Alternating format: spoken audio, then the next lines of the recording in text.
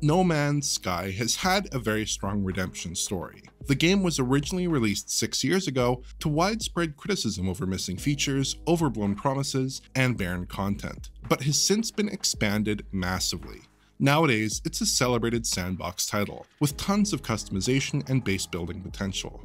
Which brings us to the new Switch release. Unlike the original PS4 version, expectations have been properly calibrated here, as developer Hello Games has admitted to cutting 2 key features: multiplayer gameplay and settlements, at least for this initial release. Early footage hasn't seemed particularly impressive either, but the prospect of a virtually infinite universe in the palm of your hand might be enough to offset that. So is this a worthy port? Or is No Man's Sky just too big for Nintendo's hybrid console?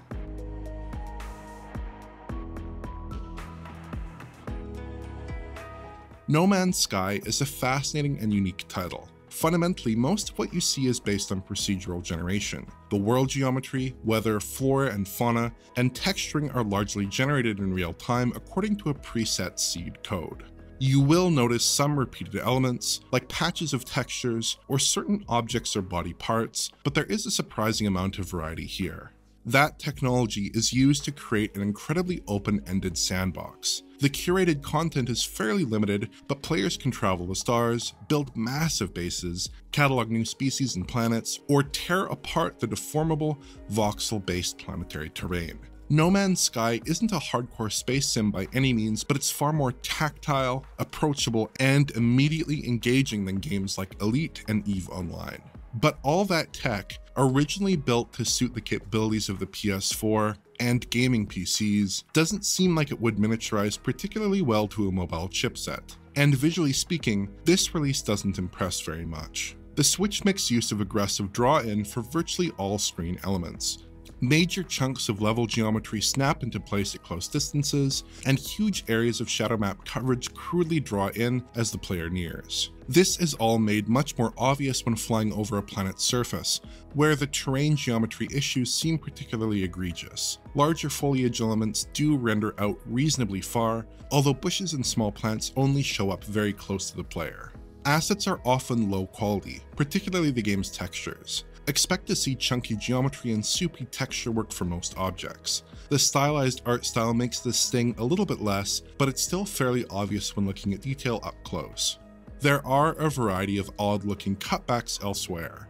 Volumetric clouds look painfully simple and low-res, character animation operates at reduced rates not far from the player, and some of the low-resolution shadow maps at medium distances flicker in a highly distracting way. Overall, the visual settings make the game look quite messy and unstable at times, which isn't helped by this version's rough image quality. No Man's Sky uses TAA, but the coverage isn't great. Many screen elements, particularly those that intersect with certain effects, showcase sharp, jagged edges. Making matters worse, the image seems to flicker at all times, with distracting pixel movement on geometric edges. The TAA doesn't seem to do much for the game's textures either, which are awash in aliasing when viewed at an angle. At higher resolutions on other platforms, No Man's Sky's TAA works alright, but as you might expect, the render targets here are pretty limited. In docked play, we're seeing an 1152 by 648 resolution, while the portable mode drops down to 896 by 504.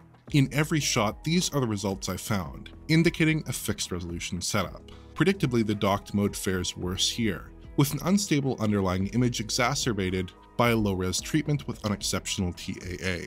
On a large television, the results don't hold up well at all, with the game looking in line with some of the worst offenders on Switch. A tablet-sized 720p screen minimizes these issues to a degree, but I didn't find portable mode especially visually compelling either. In certain scenes, the reduced resolution really makes the flicker go into overdrive in mobile play, producing a rough-looking result. Outside of image quality, the two modes do seem to be identical, however. The existing home console versions of No Man's Sky are reasonably attractive though, so perhaps a comparison with one of them would prove enlightening. I've chosen the Xbox One S for image head-to-heads here, as it's the closest modern console to the Nintendo Switch in number crunching speed. In most respects, the One S showcases significantly more capable visuals. Draw distance still isn't perfect here. Grass and bushes still draw in rather close to the player, but the geometry popping and shadow issues are largely absent. the Xbox One manages to display a visually coherent environment even at a distance. Flying over a planet makes the visual delta particularly obvious, with night and day differences in object and geometry draw between the two consoles. Asset quality is bumped up quite a bit. The low-resolution textures and chunky silhouettes on Switch are gone, with objects like this pointed rock looking vastly more detailed. The player's ship is much improved, with properly rounded turbines and vastly higher resolution texture work. Some assets are more closely aligned between the two machines, but you should generally expect substantially higher quality results on Xbox One.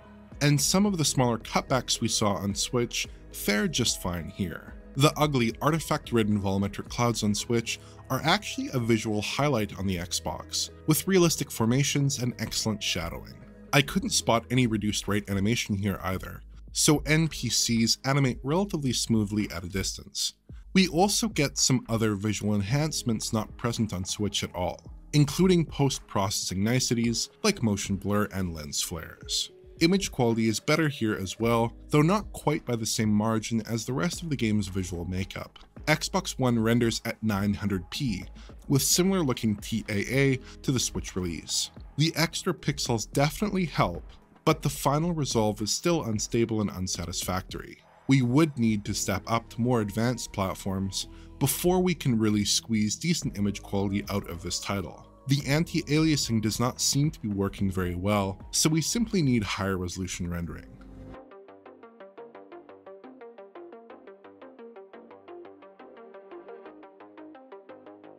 So with a hefty number of visual sacrifices, how do the frame rates fare on Switch? Unsurprisingly, we're looking at a 30 FPS target here, with a VSync cap as you would expect. Generally, while just walking around, you can expect a 30 FPS update most of the time. However, there are relatively frequent framerate drops. Often these occur without a clear cause, short spikes around 100 milliseconds, or extended dips into the upper 20s. Slightly more complex scenery can pull framerates to the mid-20s as well.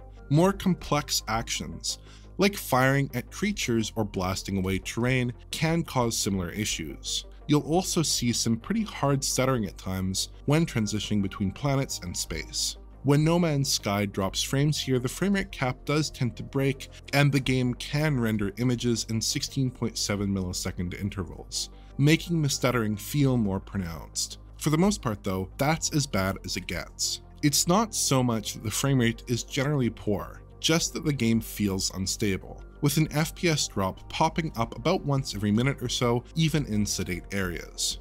I'm sure this is a tough game to optimize, especially around a low-power platform like the Switch, and it may be the case that the world generation is especially heavy in certain moments, so it doesn't come as a huge surprise. But there is a worst-case scenario that is worth covering. No Man's Sky includes an extensive base building interface, through which you can make bases with essentially zero limits on size. I did find that smaller bases mostly run okay. I did experience some minor framerate issues with a few dozen pieces laid down, but nothing that would stand out from regular gameplay. Crank up the complexity, however, and you will absolutely make the game collapse. Indiscriminately laying down electromagnetic generators caused the framerate to hang in the low to mid 20s, and after a few minutes continuing to build, I had completely tanked it. A couple of moments later, the screen became covered with graphical glitches, forcing a restart. I replicated this issue a few times, including with the base complexity limit turned on in the settings, which just seems to limit the player to a few thousand building pieces. We do end up with game-breaking graphical issues well before that point though, so the option is superfluous. Portable modes seem to fare about the same in general, with similar drops across the typical run of play and in complex scenarios. All the quirks I measured in the docked mode seem to apply here as well, including the base building woes. In contrast, the PS4 version of the game is a more or less locked 30 FPS. I did notice some very minor framerate issues while entering a planet's atmosphere, but outside of that, the game runs perfectly well in general play, holding 30 FPS regardless of what I tried. Base building can cause issues here as well, but I wasn't able to actually get the game to glitch out, and frame rate still hung around 20 to 25 FPS, even with a similarly complex base build. The Xbox One S, however, has terrible performance for some reason. It's largely in the 20s while simply walking around planets, and it tanks even harder when flying around planets or in interiors. Base building seems to split the framerate difference between Switch and PS4, though I also wasn't able to get it to show visual glitches. The visuals have been cut down here relative to the PS4, with the typical 900p versus 1080p resolution split, but perhaps further compromises are needed. Frame rates are awful much of the time, and this release could really use a second look. I checked out the game on all last-gen home consoles, and found that they were capable of performing quite well, but the Xbox One version is the exception.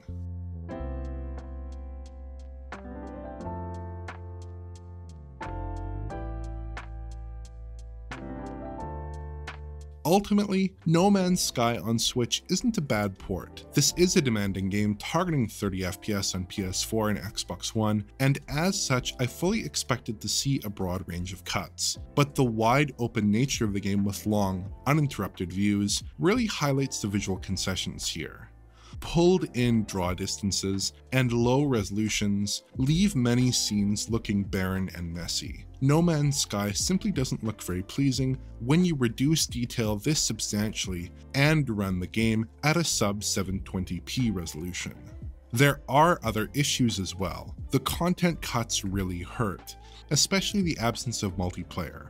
Playing No Man's Sky with friends can be a blast, and I'd really like to see this added in the future if possible. The loss of settlements, which are essentially in-game towns, irritates as well, and perhaps hints that the Switch may miss out on future content expansions if they prove technically taxing. As a final injury, No Man's Sky is a full-priced title, clocking in at $60 or $80 Canadian.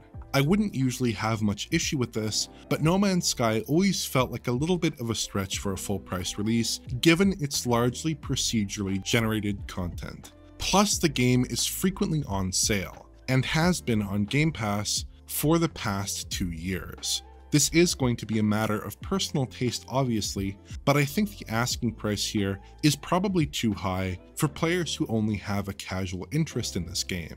But what about players who are truly devoted to No Man's Sky? For people like those individuals, this is a reasonable buy for a portable No Man's Sky fix. Although one of the other features left on the cutting room floor was cross progression. That means that you'll be starting your game over again from scratch, even if you have countless time invested in a save on PC or another console. So ultimately, this is a serviceable but second-rate way to enjoy No Man's Sky.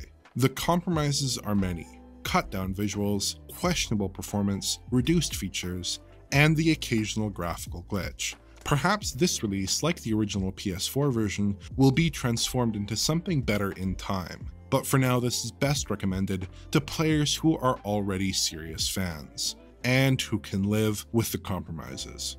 If you enjoyed this video, please like, subscribe, and press the bell for YouTube notifications. Check out the Patreon at digitalfoundry.net for exclusive and early access content. And to get in touch, just use Twitter. Thanks for watching.